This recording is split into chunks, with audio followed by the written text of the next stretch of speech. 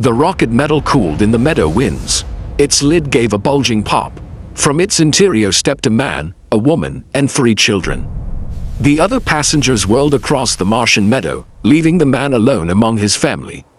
The man felt his hair flutter and the tissues of his body draw tight as if he were standing at the center of a vacuum.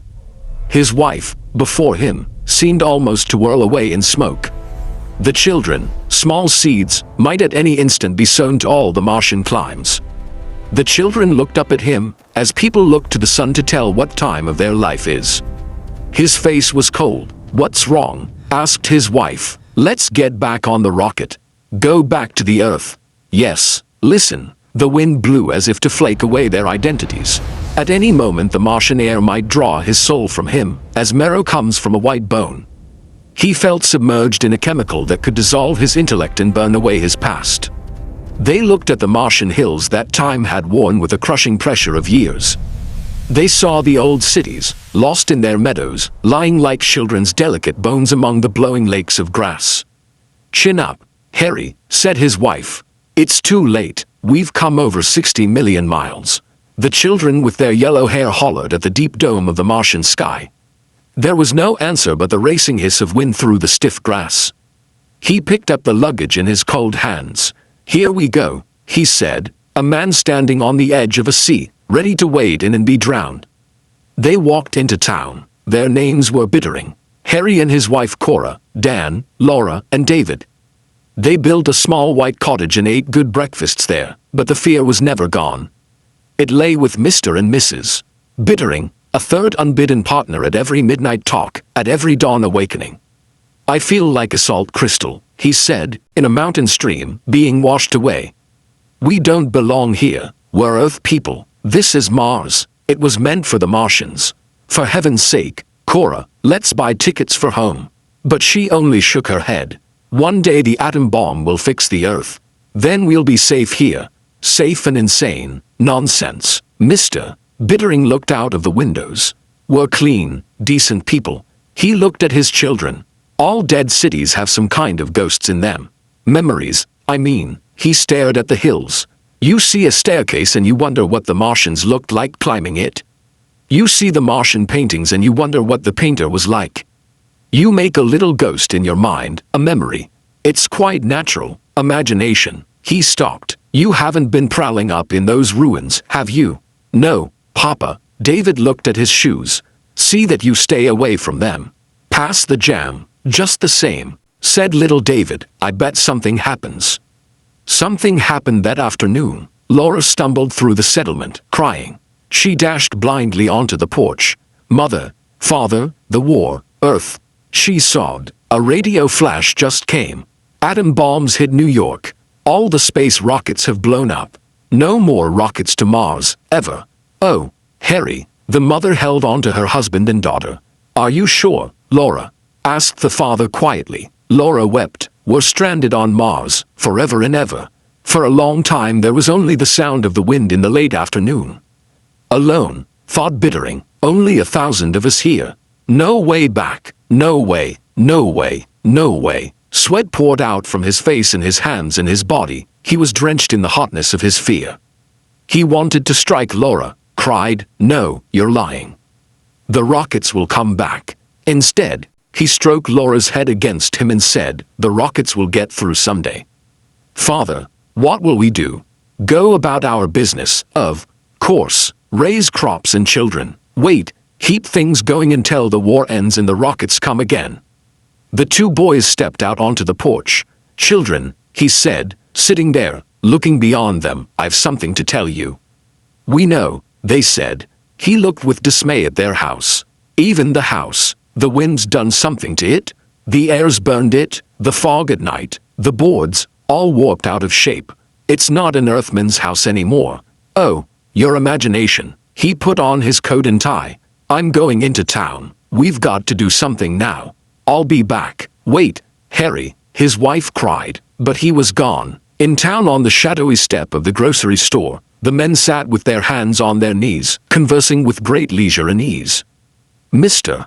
Bittering wanted to fire a pistol in the air. "What are you doing, you fools?" he thought, "sitting here. You've heard the news. were stranded on this planet. Well, move. Aren't you frightened? Aren't you afraid? What are you going to do? Hello, Harry, said everyone. Look, he said to them. You did hear the news the other day, didn't you? They nodded and laughed. Sure, Harry, what are you going to do about it? Do, Harry, do. What can we do? Build a rocket, that's what. A rocket, Harry, to go back to all that trouble. Oh, Harry, but you must want to go back. Have you noticed the peach blossoms, the onions and the grass? Why, yes, Harry, seems we did, said one of the men.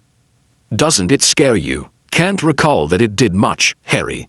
Idiots. Now, Harry, Bittering wanted to cry, you've got to work with me. If we stay here, we'll all change. The air, don't you smell it? Something in the air, a Martian virus, maybe, some seed or a pollen. Listen to me. They stared at him. Sam, he said to one of them, will you help me build a rocket? Harry, I got a whole load of metal and some blueprints. You want to work in my metal shop on a rocket? You're welcome. I'll sell you that metal for $500. You should be able to construct a right pretty rocket if you work alone in about 30 years. Everyone laughed. Don't laugh. Sam looked at him with quite good humor. Sam, Bittering said, your eyes. What about them, Harry? Didn't they used to be gray? Well, now, I don't remember. They were, weren't they? Why do you ask, Harry? Because now they're kind of yellow-colored. Is that so, Harry? Sam said, casually, and you're taller and thinner. You might be right, Harry. Sam, you shouldn't have yellow eyes. Harry, what color of eyes have you got? Sam said, my eyes, they're blue, of course. Here you are, Harry. Sam handed him a pocket mirror. Take a look at yourself. Mr. Bittering hesitated, and then raised the mirror to his face. There were little, very dim flecks of new gold captured in the blue of his eyes. Now look what you've done, said Sam a moment later. You've broken my mirror. Harry Bittering moved into the metal shop and began to build the rocket. Men stood in the open door and talked and joked without raising their voices. Once in a while they gave him a hand on lifting something. But mostly they just idled and watched him with their yellowing eyes. It's supper time, Harry, they said. His wife appeared with his supper in a wicker basket. I won't touch it, he said. I'll eat only food from our deep freeze. Food that came from the earth. Nothing from our garden. His wife stood watching him. You can't build a rocket. I worked in a shop once, when I was 20. I know metal. Once I get it started, the others will help, he said, not looking at her, laying out the blueprints. Harry, she said, helplessly. We've got to get away, Cora. We've got to. Summer burned the canals dry. Summer moved like flame upon the meadows. In the empty earth settlement, the painted houses flaked and peeled. Rubber tires upon which children had swung in backyards hummed suspended like stopped clock pendulums in the blazing air. At the metal shop, the rocket frame began to rust. In the quiet autumn Mr. Bittering stood, very dark now, very golden-eyed, upon the slope above his villa, looking at the valley. It's time to go back, said Cora. Yes, but we're not going, he said quietly. There's nothing anymore. Your books, she said. Your fine clothes. The town's empty. No one's going back, he said. There's no reason to. None at all. The daughter wove tapestries and the sons played songs on the ancient flutes and pipes, their laughter echoing in the marble villa. Mr. Bittering gazed at the earth settlement far away in the low valley. Such odd, such ridiculous houses the earth people built. They didn't know any better, his wife mused. Such ugly people. I'm glad they've gone. They both looked at each other, startled by all they had just finished saying. They laughed. Where did they go? He wondered. He glanced at his wife. She was golden and slender like his daughter. She looked at him, and he seemed almost as young as their eldest son. I don't know, she said. We'll go back to town maybe next year, or the year after, or the year after that, he said, calmly. Now, I'm warm. How about taking a swim? They turned their backs to the valley. Arm in arm they walked silently down a path of clear running spring water. 5 years later a rocket fell out of the sky. It lay steaming in the valley. Men leapt out of it, shouting, "We have won the war on the earth. We're here to rescue you." Hey, but the American-built town of cottages, peach trees, and theaters was silent. They found a flimsy rocket frame rusting in an empty shop. The rocket men searched the hills. The captain established headquarters in an abandoned bar. His lieutenant came back to report. The town's empty, but we found the native life in the hills, sir. Dark people, yellow eyes, the Martians, very friendly. We talked a bit, not much. They learn English fast. I'm sure our relations will be most friendly with them, sir. Dark, mused the captain. How many? 600, 800, I'd say, living in those marble ruins in the hills, sir.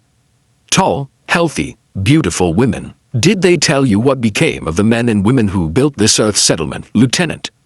They hadn't the foggiest notion of what happened to this town or its people. Strange. You think those Martians killed them? They look surprisingly peaceful. Chances are a plague did this town in, sir. Perhaps. I suppose this is one of those mysteries we'll never solve. One of those mysteries you read about.